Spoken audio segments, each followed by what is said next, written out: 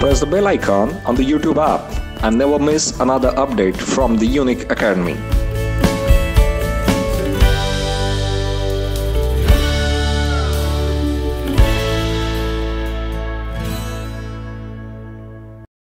यानंतर प्रदीप शेवाळे यांना मी थोडक्यात मनोगत व्यक्त करण्यासाठी आमंत्रित करतो. नमस्कार मित्रांनो, माझ्या मित्रांनी सर्व पॉईंट्स क्लिअर केलेलेच आहेत. मी फक्त काही त्यात व्हॅल्यू ॲडिशन पॉईंट ॲड करेल आणि काही महत्त्वाची गोष्टी फक्त सांगेल. माझं नाव प्रदीप बाबासाहेब शेवाळे आहे. मी मूळचा तालुका 32 शिराळा, जिल्हा सांगली येथून आहे. तालुका 32 शिराळ्याबद्दल वेगळं काही सांगायची गरज नाही, सगळ्यांना माहितीच आहे की आणि बरेचसे जे ॲस्पिरंट आहेत ते त्यांच्या माध्यमातूनच ते अधिकारी जे आपले आहेत श्री विश्वास नांगरे पाटील, तर मी सुद्धा त्यांच्याच थ्रू एक प्रेरणास्त्रोत घेऊन ह्या करिअरची निवड केलेली आहे. मी काही गोष्टी फक्त सांगेल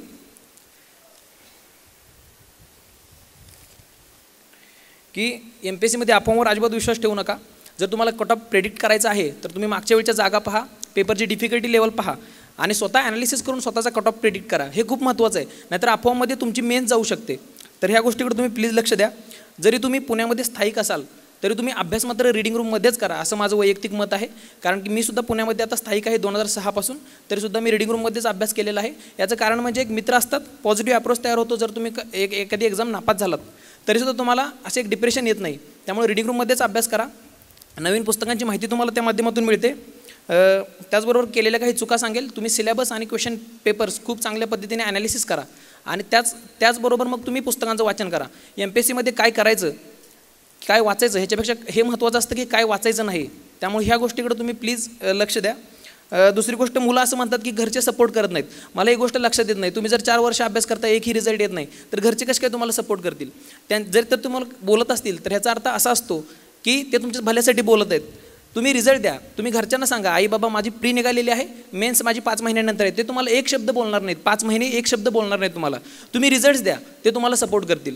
अदरवाईज जर तुम्ही 4 वर्ष फक्त एक्झाम देत आहे आणि रिझल्ट येत नाही तर ते तुमच्या भल्यासाठी बोलत आहेत. ही गोष्ट एक लक्षात घ्या. त्याचबरोबर मुलं असं म्हणतात की ह्या वर्षी माझा फोकस ST आहे किंवा असिस्टंट आहे, राज्यसेवा नाही आहे. ही गोष्ट मला ॲक्च्युली कळत नाही आहे का?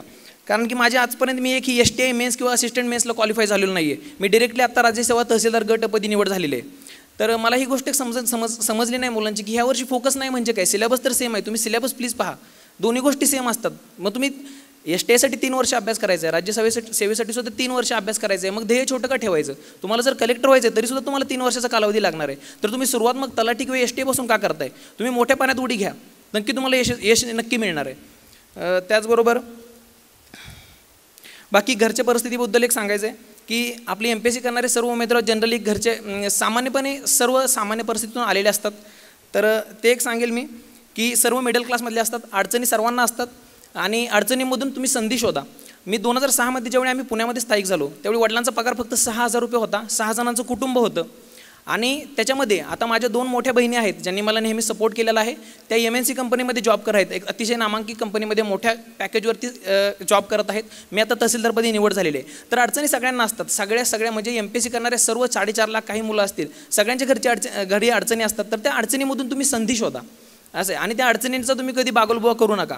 अभ्यासाला वेळ द्या, अभ्यासाच्या बाबतीत गैरसोय करू नका. आणि MPSCला तुम्ही एक पोस्ट ग्रॅज्युएशन म्हणून समजा. असं समजू नका की ती एक्झाम आहे, डिप्रेशन आहे, पास झालो तरच ठीक आहे नाहीतर अवघड आहे. ती एक संधी म्हणून शोधा. एक पोस्ट ग्रॅज्युएशन आहे, तो एक सिलेबसचा पार्ट समजा, त्याला एन्जॉय करा. संडेला सुट्टी घ्या, पिक्चर बघा. माझ्या मोबाईलमध्ये आत्तासुद्धा 8-9 मूवीज पडलेले असतात. आणि दुसरी गोष्ट, तुमच्या हॉबीचा नक्की तुमच्या अभ्यासामध्ये उपयोग झाला पाहिजे.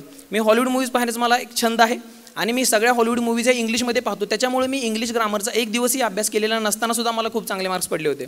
तर ह्या काही गोष्टी मला सांगायच्या होत्या. एवढंच बोलून आणि एक गोष्ट सांगेल की आज माझा बर्थडे आहे आणि माझे आदर्श जे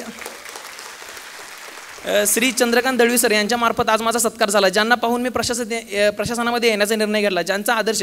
आणि आज मला जे पुस्तक गिफ्ट मिळालं, झिरो पेंटेन्सी अँड डेली डिस्पोजल, हे पुस्तक ऑलरेडी माझ्याकडे होतं.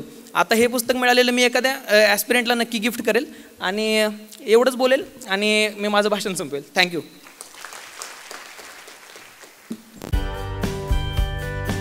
Don't forget to like, comment and subscribe to our channel. Stay tuned.